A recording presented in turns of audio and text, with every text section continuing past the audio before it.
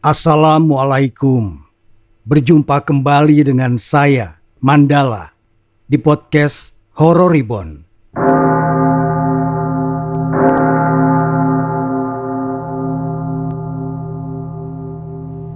Hari itu setelah Siti pulang dari musola tempatnya mengajar anak-anak mengaji, rumah yang ia tempati bersama Damar dan Sekar, kakak iparnya, tampak ramai. Setelah mengucapkan salam dan masuk, Siti melihat ada Wahyu bersama dengan kakaknya, Mbak Karsih, serta pamannya yang bernama Pak Amran. Wahyu adalah salah satu teman bermainnya saat kecil dulu. Tapi semenjak Siti sekolah dan mondok di pesantren, ia mulai membatasi pergaulan dengan lelaki, termasuk dengan Wahyu. Begitupun dengan Wahyu, karena ia juga merupakan lulusan salah satu pesantren ternama di kota mereka. Kini, saat sudah sama-sama dewasa, Wahyu memberanikan diri untuk meminang teman masa kecil sekaligus cinta pertamanya itu. "Siti, sini, duduk dulu dik," ujar Damar sembari tersenyum. Siti pun duduk di samping Damar. Setelahnya, Pak Amran menyampaikan maksud dan tujuan kedatangannya, yaitu melamar Siti untuk Wahyu. Siti tidak merasa kaget, karena ini bukan kali pertama ada lelaki yang melamarnya.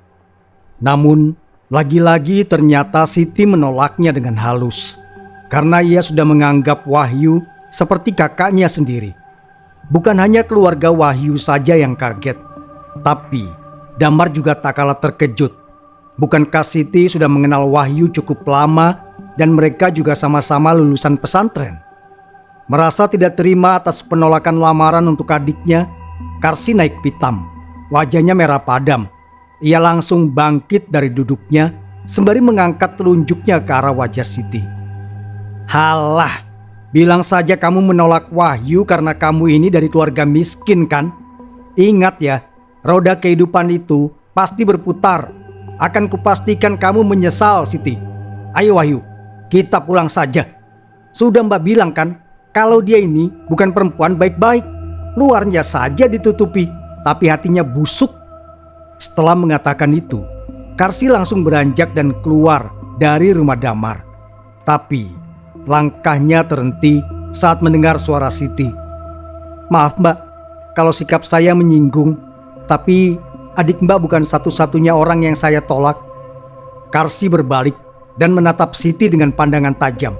"Halah, belagu kamu. Sudahlah Mbak, ayo kita pulang. Jangan membuat keributan di rumah orang." Wahyu segera merangkul bahu kakaknya lalu mengangguk sopan pada Damar sebagai isyarat undur diri.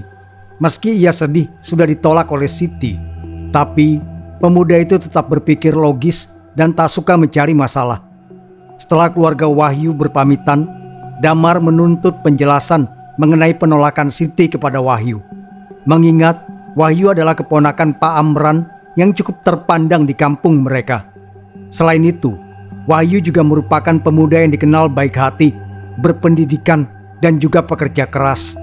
Banyak para gadis desa yang mengagumi ketampanannya. Akhirnya, Siti pun buka suara dan menjelaskan tentang kekasihnya yang bernama Rian, seorang tentara yang sedang menjalankan tugas militer di Kalimantan, yang sudah berjanji akan menikahinya saat pulang nanti. Setelah mendengar penjelasan dari adiknya, Damar pun paham mengapa ia tak pernah melihat adiknya dekat dengan lelaki manapun. Malam pun tiba. Nia yang merupakan adiknya Sekar datang untuk menginap di rumah kakaknya. Itu adalah kebiasaannya apabila sedang libur bekerja. Saat bertemu Nia, Siti merasa bahagia karena ingin menceritakan kejadian yang menimpanya.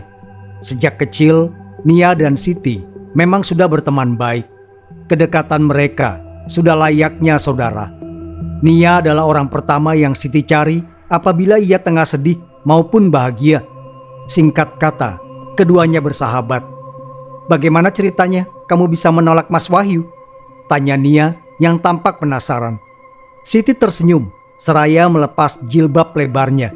Ia duduk di tepi kasur tepat di samping Nia. "Kamu kan tahu aku sedang menunggu seseorang, Nia." "Iya, tapi kan belum tentu sepulang dari tugas nanti dia akan kemari untuk meminangmu. Kenapa tidak cari yang pasti aja sih?" Siti tertawa. Ini soal hati nih ya. Aku sudah menaruh hatiku untuk Mas Rian. Lagi pula kami dijodohkan oleh Bu Nyai di pesantren dulu. Soal hati sih soal hati Siti. Tapi kita juga harus berpikir logis. Rian itu keponakannya Bu Nyaimu. Memangnya kamu yakin orang besar seperti mereka mau menikahi orang dari kalangan biasa seperti kita? Sepertimu. Insya Allah. Nia menghela nafas. Untuk urusan kesetiaan, temannya ini patut diacungi jempol memang. Ya sudahlah, terserah kamu deh.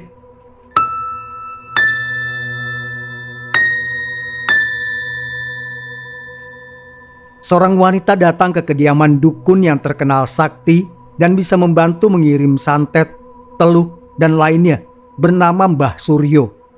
Ini Mbah, sambil menyerahkan celana dalam yang akan digunakan untuk media santet. Santet yang digunakan adalah jenis santet celana dalam yang akan membuatnya tergila-gila kepada lelaki yang dilihatnya. Sehingga yang dilihatnya hanya lelaki itu saja, tanpa memedulikan keadaan sekitar. Sukmanya akan diikat di tempat yang tidak bisa dijangkau oleh manusia biasa selain oleh si dukun sendiri. Setelah selesai, ia melirik kepada wanita di hadapannya, memerhatikan dari ujung rambut sampai ujung kaki dengan sorot mata yang tak mampu diartikan. Ini, berikan air ini kepadanya dan simpan jimat ini di bawah tempat tidurnya. Baik Mbah, sekarang mana imbalanku? Wanita itu mulai membuka bajunya. Karena tak memiliki uang untuk membayar dukun, akhirnya ia menyerahkan tubuhnya sebagai gantinya. Seminggu kemudian, warga digegerkan dengan kabar Siti yang berlarian mengejar seorang lelaki ke jalan tanpa menggunakan sehelai benang pun. Bahkan beberapa warga ada yang sempat merekamnya dan mengunggahnya lewat sosial media. Damar yang mendengar itu dari temannya segera pulang dan mencari Siti. Ia khawatir dan merasa heran mengapa adik semata wayangnya bisa seperti itu.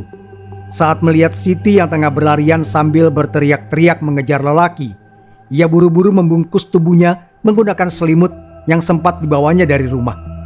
Sesampainya di rumah, ia langsung membawa Siti ke kamarnya dan meminta istrinya untuk memakaikan baju. Setelahnya, Damar mengunci pintu kamar Siti agar ia tidak kabur ke jalanan lagi.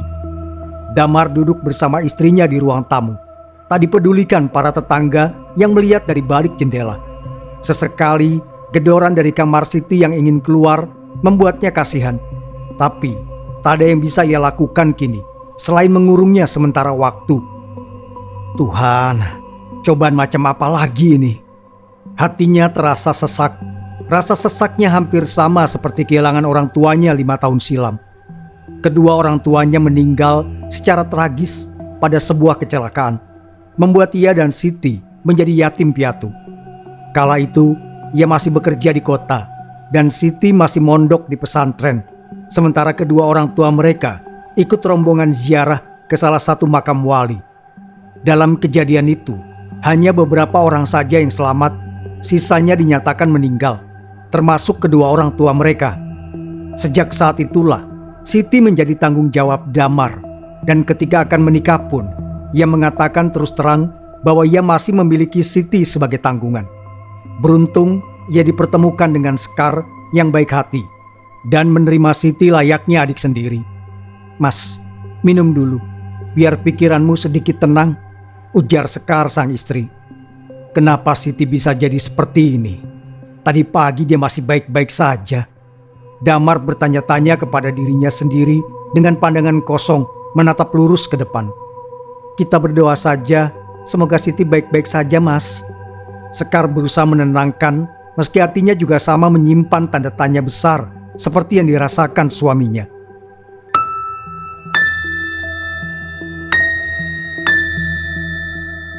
Kabar mengenai Siti menyebar dengan cepatnya. Hari ini di warung Karsih, orang-orang ramai membicarakan apa yang menimpa gadis itu. Semua orang merasa iba atas kejadian tersebut, mengingat selama ini Siti adalah gadis yang baik, cantik, dan juga salihah. Banyak yang menduga kalau Siti kena guna-guna atau santet akibat selalu menolak lamaran orang untuk menikahinya. Karsih yang mendengar itu hanya tersenyum puas sembari membalik gorengan di wajan. Ia memang membuka warung makan kecil-kecilan untuk membantu suaminya memenuhi kebutuhan hidup. Karsi membenarkan ucapan warga di dalam hati bahwa ini semua adalah balasan untuk Siti karena sudah menolak lamaran pemuda sebaik adiknya, Wahyu. Lihat ini, kapan lagi coba lihat rezeki nomplok pagi-pagi? Ujar salah seorang pemuda sembari memperhatikan layar ponselnya dengan diiringi tawa yang puas. Iyalah, kapan lagi bisa lihat tubuhnya kembang desa? Mana mulus banget lagi. Aduhai, kalau tahu akan ada tontonan gratis, saya tidak berangkat ke pasar dulu tadi. Timpal yang lainnya dengan wajah menyesal. Wahyu yang mendengar itu segera menghampiri meja tempat mereka berada. Kalian yang merekam dan menyimpan video Siti tadi, saya minta kalian hapus semua itu sebelum saya patahkan tangan kalian. Ancam Wahyu pada mereka semua. Halah, kenapa sih kamu masih membela dia? Bukannya kamu sudah ditolak ya sama Siti? Ini mungkin azab buat dia. Oceh pria itu terus memanasi keadaan.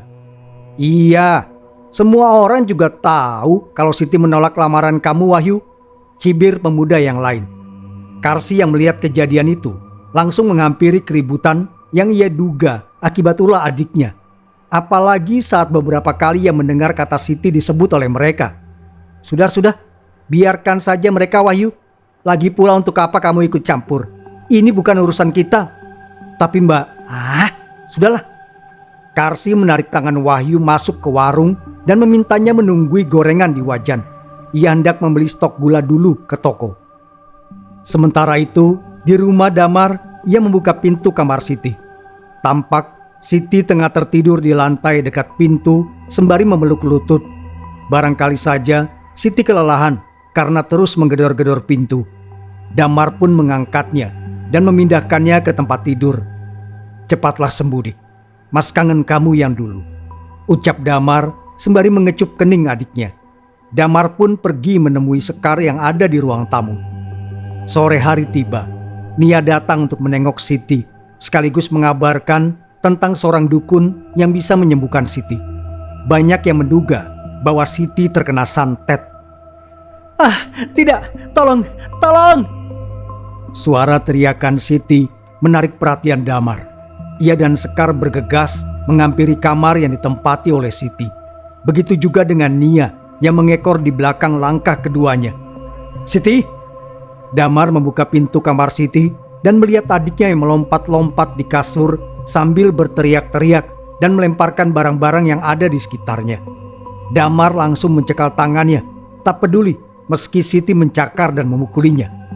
Keesokan harinya, Siti dibawa ke padepokan Mbah Suryo untuk diobati menggunakan air kembang 7 rupa sesuai informasi yang didapatkan. Sesampainya di padepokan Mbah Suryo, mereka langsung dipersilahkan masuk oleh asisten Mbah Suryo bernama Tukiman. Silakan, Mbah Suryo ada di dalam, Mas. Mbak, ujar Tukiman mempersilahkan. Terima kasih, jawab Damar sembari menganggukkan kepala, diikuti oleh mertua dan adik iparnya. Siti yang melihat rumah Mbah Suryo sempat berontak, tidak ingin masuk, bahkan sampai menggigit tangan Damar yang mencekalnya agar tidak lari. Setelah mulai tenang, mereka pun masuk dan langsung disambut oleh Mbah Suryo. Kembang 7 rupanya kalian bawa. Ini Mbah. Damar memberikan bungkusan yang berisi kembang 7 rupa. Tak lama kemudian, datang seorang wanita parubaya yang merupakan istri Mbah Suryo, membawa nampan berisi beberapa gelas minuman dan makanan kering. Pakaiannya sederhana, memakai gamis dan jilbab yang senada berwarna abu-abu. Wajahnya teduh, senyum terlukis di bibirnya. Damar sempat heran, bagaimana seorang wanita yang terlihat alim begitu bisa mempunyai seorang suami seorang dukun. Namun, Damar tak mau ambil peduli. Lagi pula ia kemari untuk mengobati adiknya, bukan untuk menilai isi rumah orang. Setelah itu, Siti dibawa ke sebuah ruangan di belakang rumah oleh Mbah Suryo, didampingi istrinya. Sementara itu, Damar dan keluarganya disuruh menunggu di ruang tamu. Setelah Siti selesai dimandikan, Mbah Suryo memberikan air yang sudah diberi jampi-jampi untuk dipakai mandi saat di rumah. Keesokan paginya, Nia datang kembali ke rumah Siti untuk melihat keadaannya. Terlihat ada Sekar yang membawa nampan berisi makanan untuk Siti. "Mbak, biar aku saja ya yang menyuapi Siti." "Boleh, kamu tidak kerja, Dik. Sementara aku ambil izin dulu, mau menemani Siti. Aku kasihan sama dia, Mbak." "Baiklah, ini, ambil buburnya." Sekar menyerahkan nampan berisi bubur ayam dan secangkir teh hangat. Ia bersyukur Nia dan Siti bersahabat dan saling menyayangi. Nia pun masuk ke kamar Siti. Terlihat Siti tengah memandang ke arah luar jendela. Tatapannya kosong seperti beberapa hari belakangan ini, semenjak pulang dari padepokan Mbah Suryo. "Siti, ini aku bawakan bubur, kita makan dulu ya." Nia duduk di sisi ranjang dan mulai menyuapi Siti sedikit demi sedikit. Dengan tatapan kosong, Siti membuka mulutnya dan mengunyah bubur itu perlahan. Nia menyuapi Siti tanpa ekspresi. Mungkin ia bingung harus bersikap seperti apa, mengingat keadaan Siti yang hanya terdiam tanpa suara. Akhirnya, makanan yang berada di dalam mangkuk habis dan berpindah ke perut Siti. Kini Nia tengah membantu sahabatnya itu minum. "Nah, makannya sudah selesai. Sekarang kita mandi ya, biar aku yang bantu kamu." Lagi-lagi, Siti hanya menurut saja, bagaikan kerbau yang sudah dicucuk hidungnya. "Sudah selesai menyuapi Siti, Dik?" tanya Sekar saat melihat adiknya keluar dari kamar Siti. "Sudah, Mbak. Tadi sudah ku bantu mandi juga sekalian. Sekarang dia sedang istirahat." "Syukurlah. Terima kasih ya, Nia. Kamu sudah mau menemani Siti di saat dia seperti ini," ujar Damar yang tiba-tiba sudah keluar dari kamar dan siap untuk bekerja.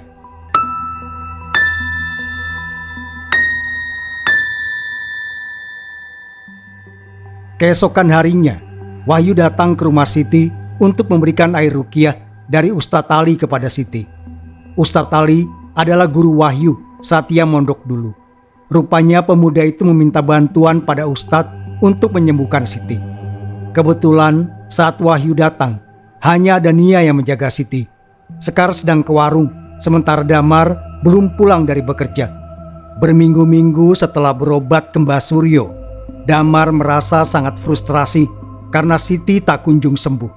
Alih-alih sembuh, justru malah semakin parah saat diketahui ada janin di dalam perut Siti. Semua berawal dari Siti yang tak nafsu makan, tubuhnya lemas dan muntah-muntah.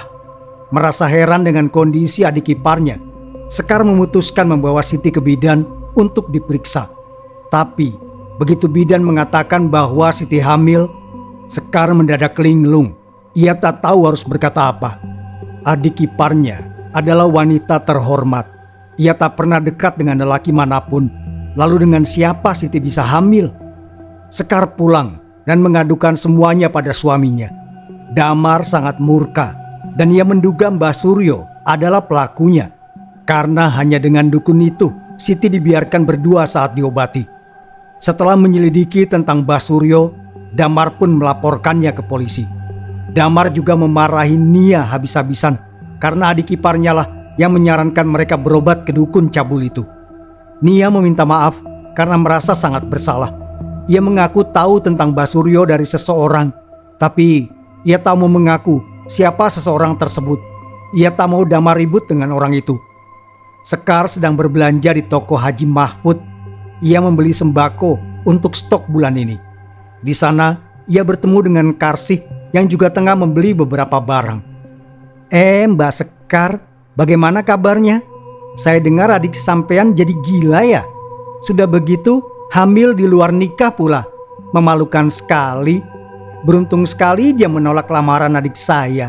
Mungkin itu cara Gusti Allah menyelamatkan adik saya dari kebusukannya Siti. Oceh Karsih membuat telinga Sekar terasa terbakar. Adik ipar saya itu orang baik. Itu sebabnya Allah menguji dia dengan hal seperti ini. Perihal adik sampean yang ditolak, maaf saja, jangan terlalu percaya diri. Bukan hanya Wahyu yang ditolak oleh Siti. Sekar menyahut sinis. Alah, itu namanya karma, Mbak, bukan ujian. Adik ipar sampean itu sok kecakapan, sok alim, padahal nyatanya hamil di luar nikah, tukas Karsih. Adik saya diperkosa dan pelakunya sudah ditangkap oleh polisi. Jangan sembarangan mulut sampean. Saya tidak takut merobek mulut sampean yang lemes itu." "Oh, kamu berani sama saya?" Karsi maju selangkah. "Berani? Siapa takut?" Sekar malah menantang balik dan siap menerima serangan dari Karsi. Tapi keduanya langsung dilerai oleh beberapa warga yang kebetulan tengah belanja. Sekar memutuskan tak jadi belanja. Ia sudah terlanjur emosi dengan ucapan Karsi. Ia memilih pulang ke rumah dengan wajah tertekuk masam. "Ada apa?" tanya Damar melihat istrinya sangat marah. "Itu si Karsi. Enak saja dia mengatai Siti. Aku jadi curiga, jangan-jangan dia penyebab Siti seperti ini." "Sudahlah, jangan suzon dulu." "Bisa saja, Mas. Dia punya alasan kok, karena Siti menolak adiknya." Sudah. Sana masuk. Duduk istirahat, tenangkan diri." Sekar masuk sembari bersungut-sungut. Ia memilih menyibukkan diri di dapur. Sementara Damar hanya menghela nafas. Sebenarnya ia sudah menduga kalau Karsi terlibat. Tapi ia tak punya bukti apapun dan ia tak mau sembarangan menuduh.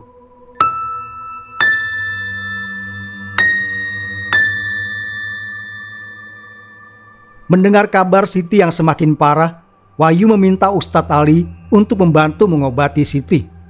Ustadz Ali yang sudah akrab dengan Wahyu pun langsung menyanggupinya. Saat masuk ke rumah Damar, Ustadz Ali langsung merasakan hawa panas, terlebih saat melihat Nia yang tengah menyuapi Siti di ruang tamu.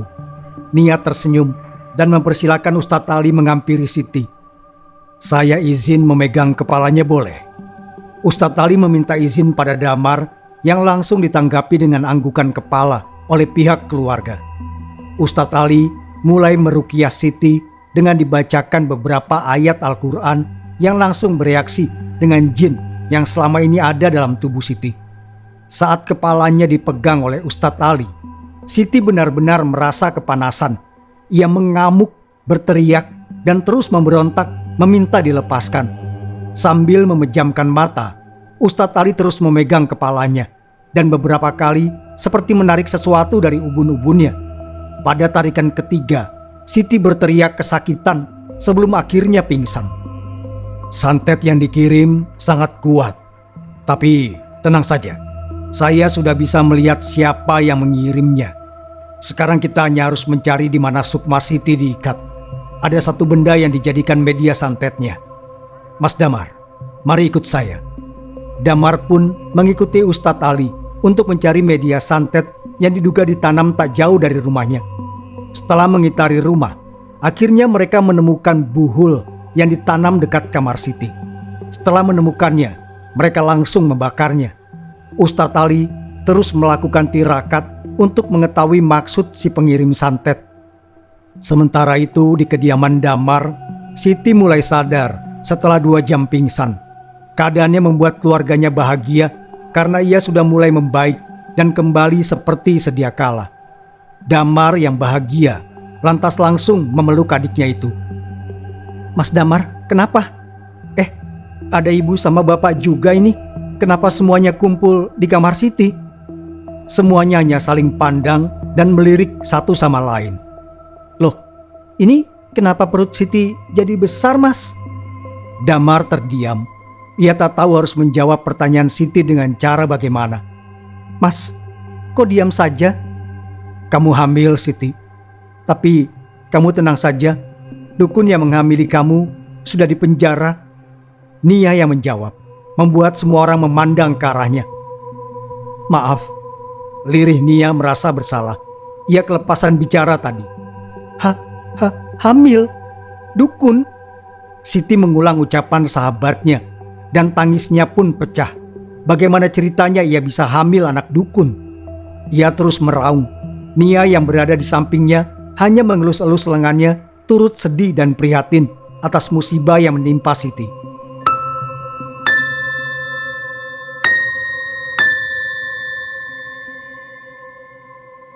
Hari demi hari, keadaan Siti mulai membaik.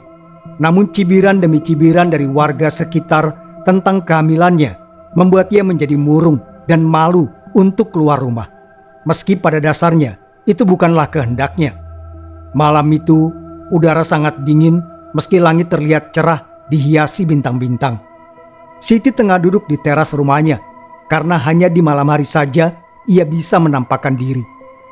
Kebetulan malam itu Nia tengah menginap di rumahnya dan menghampiri Siti yang duduk sendirian di teras rumah.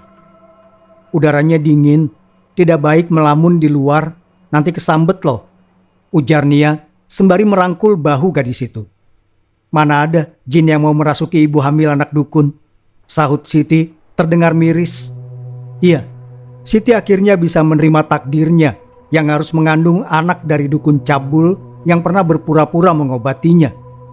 Bagaimana perasaan kamu sekarang? Tanya Nia sembari menggenggam tangan Siti yang terasa dingin. Aku hanya bisa menerima takdir. Lagipun aku tak bisa membunuh anak yang tidak berdosa ini. Semoga akan ada yang mau menerima anak itu nanti ya, ujar Nia memberi semangat. Itu mustahil Nia. Siti hanya menundukkan pandangannya sembari mengusap air mata yang jatuh. Sabar Siti. Aku sudah bersabar. Aku bahkan sudah menulis pesan permohonan maaf kepada Bu Nyai untuk membatalkan perjodohanku dengan Mas Rian. Aku malu Nia. Aku malu. Nia mengangguk dan merangkul bahu Siti. Ia tak tahu harus bersikap bagaimana lagi. Keesokan harinya, Wahyu datang kembali bersama keluarganya untuk melamar Siti. Wajahnya benar-benar tampan dengan balutan jas hitam. Ia diantar oleh Mbak Karsi dan Pak Amran sebagai walinya. Karsi juga meminta maaf karena sudah membuat keributan dengan Sekar. Sekar dengan senang hati memaafkan karena menurut Ustadz Ali bukanlah Karsi pelakunya. Sejatinya Karsi adalah perempuan yang baik, tapi ia tak mau apa yang pernah terjadi di masa lalunya yang ditolak oleh pria idamannya karena ia miskin terjadi juga pada adiknya. Maka dari itu ia berjuang keras agar bisa memberikan kehidupan yang layak bagi mereka berdua. Mengingat kini mereka hanya memiliki satu sama lain setelah kedua orang tua mereka meninggal dunia. Lamaran Wahyu kali ini berbuah manis. Siti menerima dengan syarat ia dan Wahyu hanya menikah siri saja dulu. Jika nanti anak yang dikandungnya sudah lahir, maka mereka akan menikah secara resmi.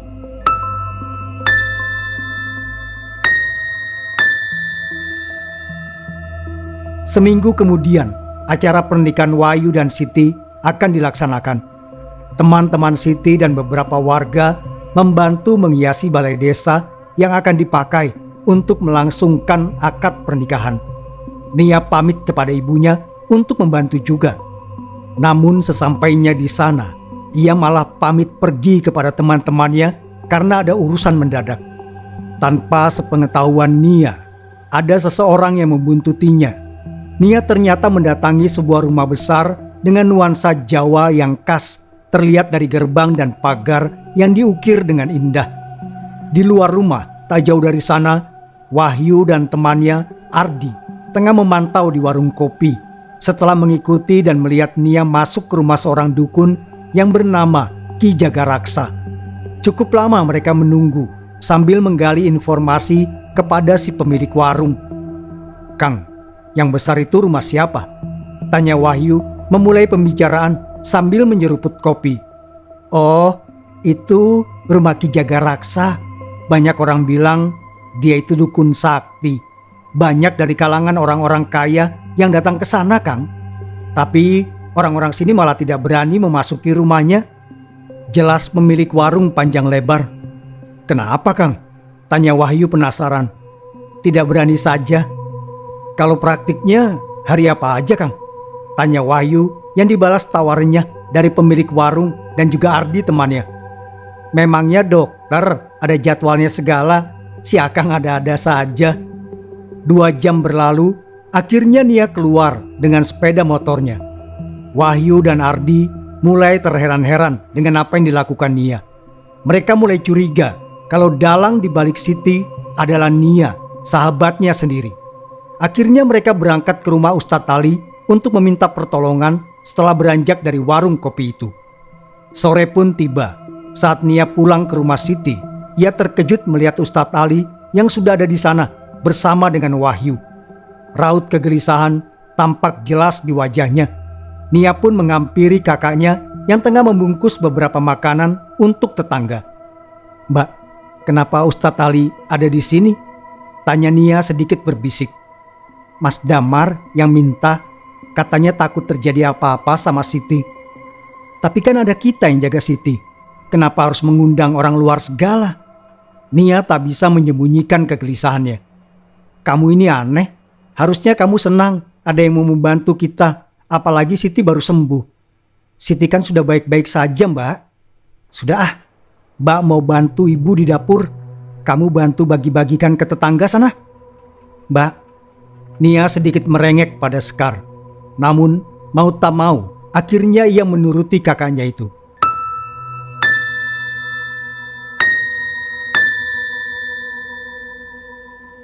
Malam pun tiba. Para kerabat banyak yang menginap di rumah Siti, termasuk beberapa teman dekat Siti.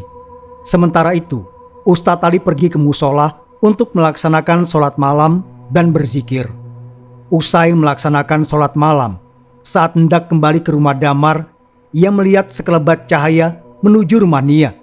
"Astagfirullah, santet." Melihat itu, Ustadz Ali bergegas mempercepat langkahnya menuju rumah Damar. Keesokan harinya, raut wajah cemas tak mampu disembunyikan oleh ibu mertua Damar. Ia tampak sangat khawatir ketika mendatangi rumah Damar. Dia mengatakan bahwa rumahnya menjadi bau bangkai dan Nia juga tidak mau keluar dari kamarnya. Mendengar hal itu, sontak membuat orang-orang yang berada di rumah Damar segera mendatangi rumah mertuanya. Namun, begitu sampai di halaman, bau bangkai tercium sangat menyengat ke lubang hidung. Bahkan ada beberapa di antara mereka yang sampai mual-mual dibuatnya. Damar segera masuk dan menggedor-gedor pintu kamar Nia. Tak ia pedulikan dengan bau menyengat yang ada di sekitarnya. Karena tak ada jawaban, akhirnya ia mendobrak pintu itu. Alangkah terkejutnya setelah pintu terbuka, bau busuk semakin tercium. Nia terbaring lemah di atas ranjang dengan bau busuk yang menyeruak dari balik tubuhnya. Ia hanya menangis pilu dan sesekali mengucapkan kata maaf dengan lirih kepada Siti yang langsung menghampiri dan merangkul tubuhnya.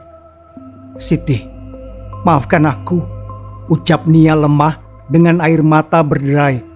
Nia menyesali perbuatannya dan mengaku kepada Damar bahwa selama ini Nia adalah dalang di balik kejadian-kejadian aneh yang dialami Siti. Ia mengaku iri dan cemburu karena Siti selalu lebih unggul darinya dalam hal apapun. Bahkan meski Siti tengah berbadan dua, Wahyu masih mau menerimanya.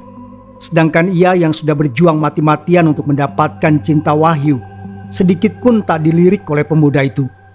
Ia terus meminta maaf kepada Damar dan Siti, juga keluarganya, berharap mereka mau memaafkan kesalahannya. Semua orang yang mendengar penuturan Nia tampak begitu terkejut, mengingat selama ini Nia adalah sosok yang baik hati dan juga orang terdekat Siti. Namun, siapa sangka di balik kebaikannya, ia menyimpan kejahatan yang tak terduga, bahkan kepada orang terdekatnya sekalipun. Damar hanya menghela nafas gusar, merasa kecewa, marah, kesal, dan tak percaya atas tindakan bodoh yang dilakukan adik iparnya itu. Akan tetapi, bagaimanapun, Nia juga merupakan manusia biasa yang terkadang kehilangan arah dan akhirnya terbujuk oleh rayuan setan untuk menyekutukan Tuhan. Setelah mendengar nasihat dari Ustadz Ali, Nia dituntun untuk membaca 2 kalimat syahadat untuk kembali ke jalan yang benar dan meminta orang-orang untuk memaafkan kesalahannya. Dengan hati yang berat, akhirnya Damar memaafkan kesalahan yang dilakukan Nia. Sebagai kakak, ia juga tak bisa melihat adik iparnya harus merasakan siksaan ini. Tapi ternyata Tuhan berkehendak lain. Belum sempat Nia menyelesaikan 2 kalimat syahadat, ia sudah mengembuskan nafas terakhirnya.